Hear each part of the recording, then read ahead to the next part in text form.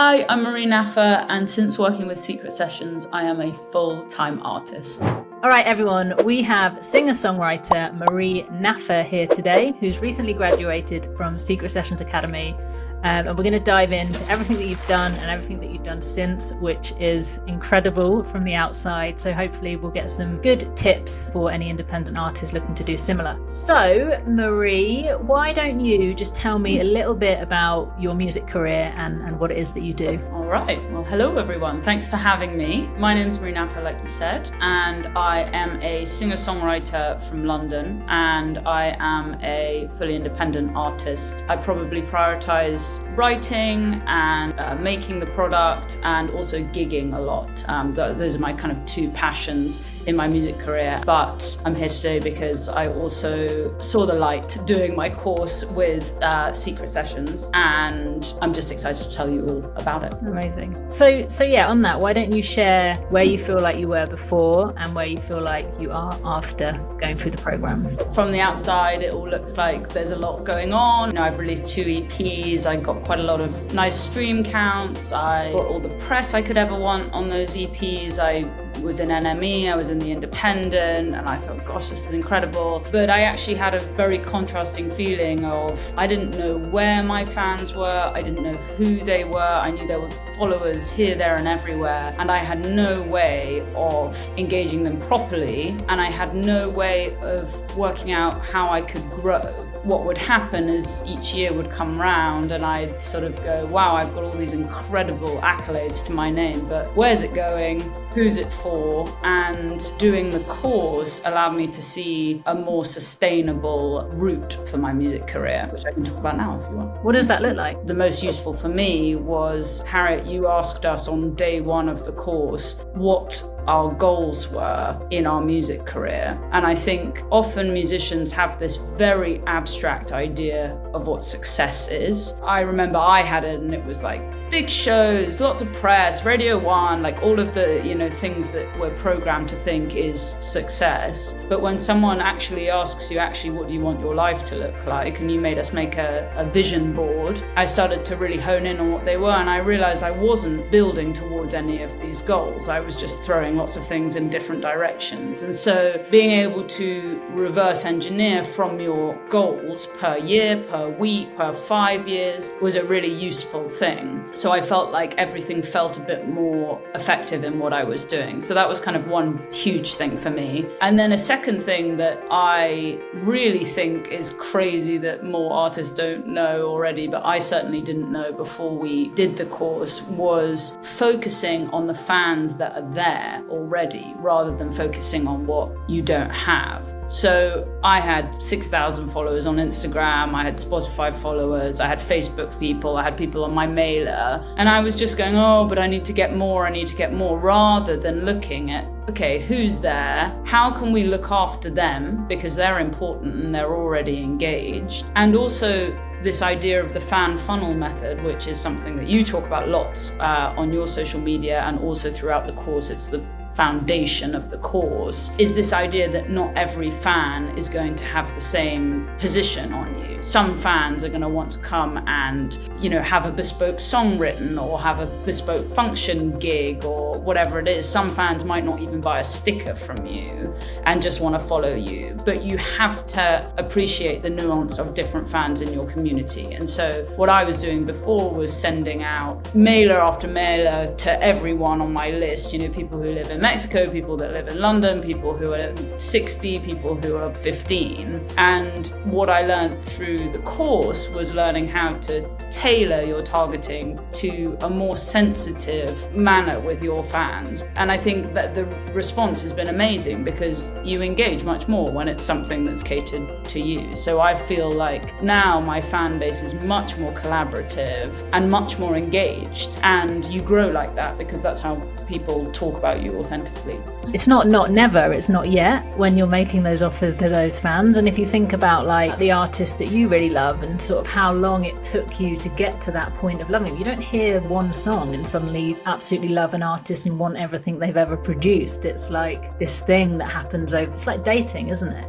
I think that's it. And I got so bored of my voice on those call to actions, like, you know, throwing things up on Instagram or just saying, do this, do that. And as a consumer of music, artists I love, I don't do that straight away. People don't like being told what to do in that way. So you have to give them a reason why. I think also give back to your fans more than I think people do, or people understand that they should, because their loyalty is really, really important.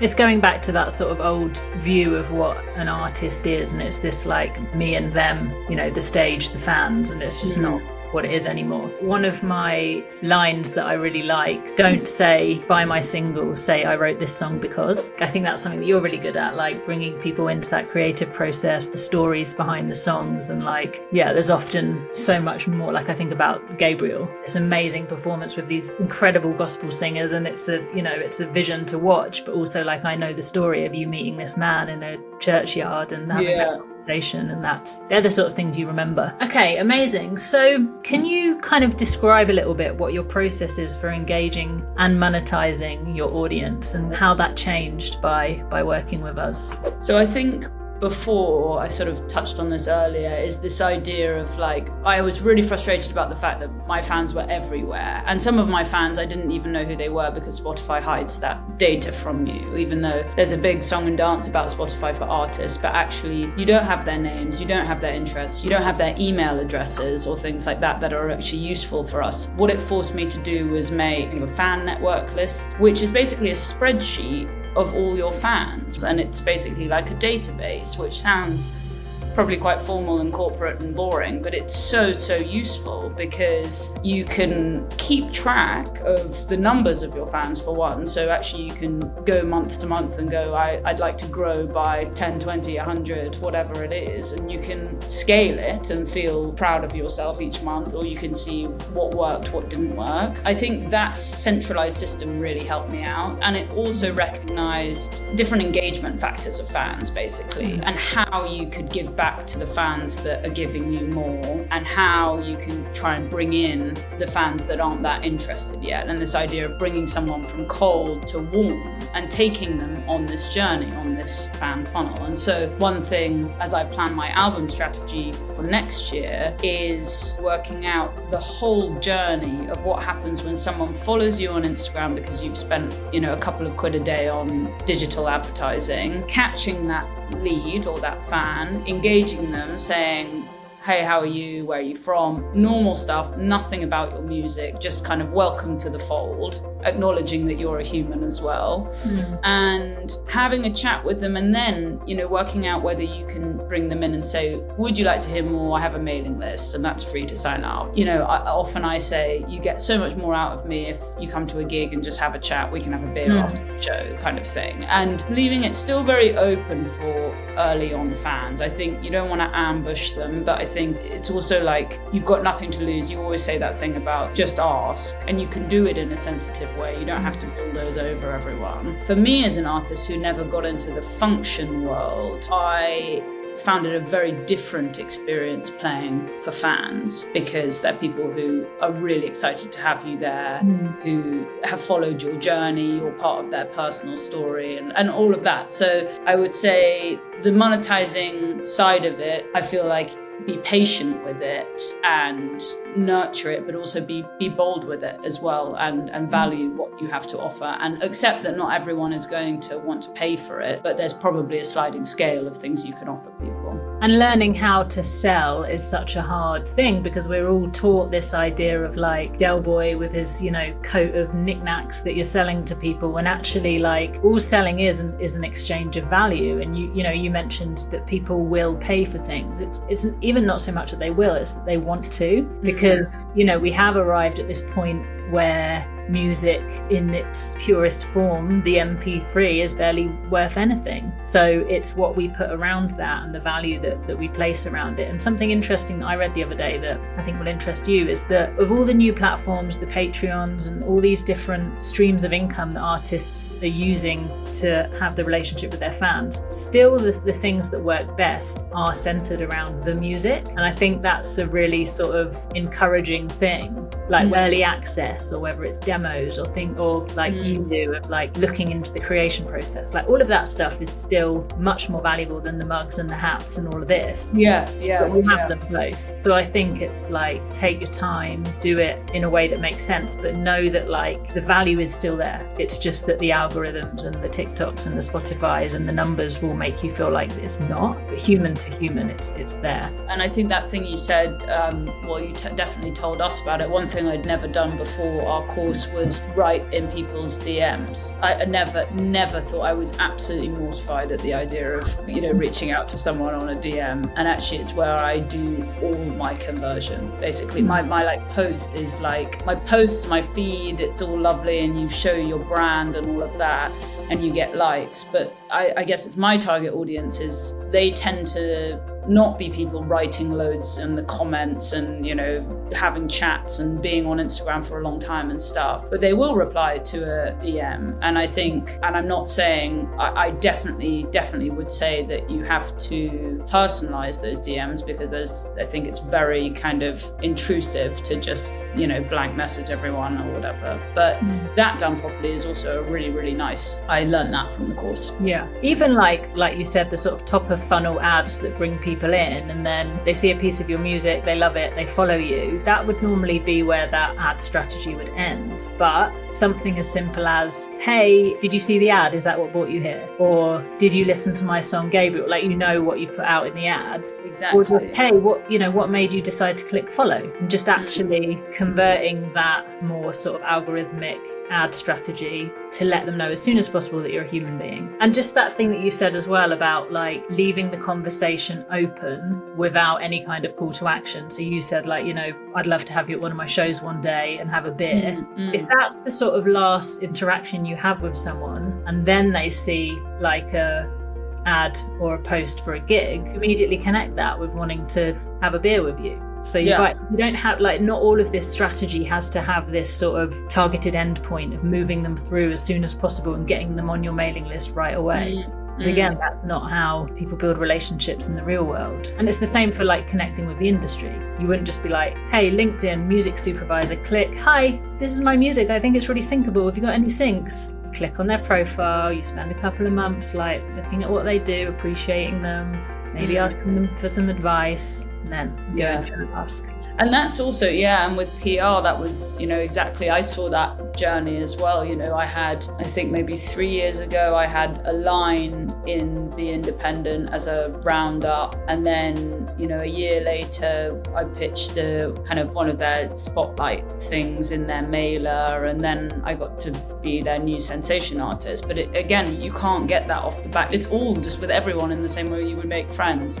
You just have to build trust in people and not bombard them, because I think I have this problem as well. It's like we all think, we're the center of the universe and our music is this and it's so good, and you spend so much time making it. And I read this, although I was listening to Nick Cave on a podcast, which I thought was great, where he was like, you almost have to believe that your work is the best thing on earth to make it, because to finish making it, and you sort of get into this very, very strange headspace of being like, must finish this, it's the best thing ever. So that's why I think the release process can sometimes be quite underwhelming for artists, but I think you have to play the long game, both with the industry network and with your fans as well. And bring them in and tell them why you think it's the best thing on earth and why they should get on board. I mean, the difference is, of course, that your music is the best on earth. Crucially, I'm going to bombard you all now. Okay, cool. So can you maybe describe a little bit the sort of time commitment required from you when you were doing the program, and what responsibilities did you have? And I would say the one thing that I would tell people about this course is what you told all of us before we started as well, is you get out what you put in. And I think you provide us with the tools and the infrastructure and the videos and the accompanying documents that, you basically have all the parts, but it's your job to engage with the videos and take notes. It's your job to ask the questions to you or your team. It's your job to try things, because I think the other thing is like there's a lot of different artists on these courses, and you can't just do what the other artists are doing. You have to find what works for you. So learn the rules and then work out how they are applicable to you. The one thing I thought was great about your course and your format is you can do it very independently, but you have a community there if you want to. So it's not like university or school or anything like that, but you have a flexible set of tools to work with. And I found that really useful, juggling everything else I have to do. But then you're also held accountable to steps each week and things like that. And that's really, really useful. That's often what we all need as artists as well, as accountability. 100%. All right. So based on where you're at so far and your results since we worked together, where would you see your business and career going in the next 6 to 12 months? I think more than ever, I see sort of growth as a big goal for me with my releases next year, which is something that sounds completely mental that I never thought about that before. But I think growing sustainably with the right fan base is something I would really like to do. So setting targets of each month with a new release, I'd like to gain X many fans. One thing I think was really useful for me was setting 3 goals for the year. And that for me is playing a show of a bigger capacity, or little things like being financially independent through music. And that can be a collage of different ways, but trying all those avenues. But I think I'm definitely feel very excited about my release strategy next year, because it feels like we're applying new tools, human tools, and manageable tools to release something effectively. And I definitely feel that, maybe you told me this, but this idea of burnout and burning out isn't necessarily to do with just working hard. It's about working hard to a lack of goals and not getting any of it. And I think the one thing I'm looking for is to grow. Doesn't necessarily need to be rapidly, but slowly and sort of sustainably, whilst also looking after all the fans I've accumulated over the last few years as well, and really making them feel part of something solid. And I think the other thing that maybe we haven't talked about that much is this idea of not expecting to be picked up by these elusive music industry people. I think that is something that, if you can, let go of. And it's not to do with the fact that, it doesn't happen for some people and things like that. It might do, but even if you were, they need to see that you have stuff going on. And I think you're much better off, you talk about this all the time, is trying to make a money-making business out of your independent work through experiences, through things you love doing, without having labels on board. I think I found that very gratifying from the course. And what does that look like for you right now, the business? Are you full-time music? What are the different streams of revenue? I have other income streams. I've recently set up my Patreon, which I think if anyone is watching this and is an artist, which you probably are, do it. Even if you only have one patron, I think it is, in all the 10 years of doing my music, I have never found a digital medium more energizing and more rewarding, because the people that want to be there. They'll talk to you, they'll engage, you can grow together, you can tailor it to exactly how you want to. I've been on Patreon a month and I'm nearly making more money than my streaming count per month. And I have been putting out music for years and I have nearly 1 million streams on one song. So it is crazy, that. And I think even if you're new, it's a really good place to start. And I think it is one of the kind of futures of the music industry. And again, what we were talking about before, people want to be your patrons. People want to be part of your journey. And you can tier the system from £1 a month to whatever, 20 quid a month, whatever it is. So I've loved that. I obviously have streaming royalties and publishing royalties, which is pennies, but still do it. I have gigs. I do bespoke function gigs for my fans, which again, I only started doing since the course, whether that's a bespoke living room gig, you can just go over to people's houses and play for them. Yeah, just figuring out what works for you. And then obviously I sometimes have to take the odd job and do the odd thing and, do the odd shift or whatever it is. It's definitely much closer to what it was before. So it is possible. You just have to put in the work and you have to be creative and you have to plan as well, because obviously it's hard to make money from it, but you can. And you've got to be good. I think that's something as well that maybe gets misconstrued because the barrier to entry is so low in the music industry. Yes, there are 100,000 songs uploaded to Spotify every day, but let's be honest, like 99% of those aren't going to be like A, real artists, but B, any good. So if you have the talent, you have the work ethic, like around to actually do everything we've talked about, and you have the growth mindset, willingness to invest in yourself and all of those things, then yeah, it's a recipe for success. But not everybody is going to have those individual things. So I feel like I'm constantly like repelling people from the program, but it is not going to work for everybody because not everybody's going to put the work in. I love that idea of even if you just have one patron, just serve the hell out of them. And absolutely, that's so important. I mean, I have 14 or no, I think I've got 17 of us now. And I think the advice you gave me, this was also, I did your Patreon course, which also was like really, really helpful, because I know a lot of artists, myself included, go and look at Patreon and go, oh my God, I don't even know where to begin. And one of the things that I would say that you definitely said was it's a slow burn, and if you enjoy doing it and making the content or just having something that you can give out easily, I know a lot of artists who do that, give out demos or give out whatever it is that you can do while you're busy, then it's worth it. And but the thing you said was just expect to grow 1 or 2 people a month. And I think that has really filled me with quite a lot of excitement, because it's so much harder going, I want to get to 100 patrons, and you're like, well, that's not going to happen because Patreon is sort of very far on in your fan funnel. But I'm having loads of fun, and actually it's just very nice, the people that you meet, it's just the human element of it as well. You're not fighting algorithms and you're not forcing people to scroll and watch reels and things like that, but giving them things that are meaningful to you and they're responding to it. So I would say everyone should go on Patreon or give it a go at least. It's great. Yeah, 100%. All right. So if someone was on the fence about working with Secret Sessions, what would you say to them? I would say that you're probably on the fence because it is a financial commitment, and I would say that I was slightly on the fence when I thought about signing up, even though I knew everything about what you did, Harriet, and I love Secret Sessions as a live showcase and everything. But obviously it's a big chunk of money. And so if you can raise the money or get funding or find a way to pay for this course, one thing I would advise you to do is think of it as an investment.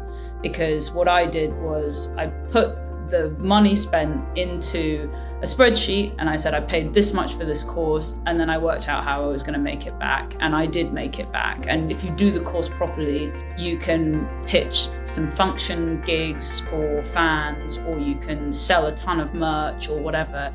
You will get the tools to work out how to make it back. And so, a few £1,000s starts to look much more manageable when you have the means of how you're going to make it back. And on top of that, you acquire more fans who long term will buy off you.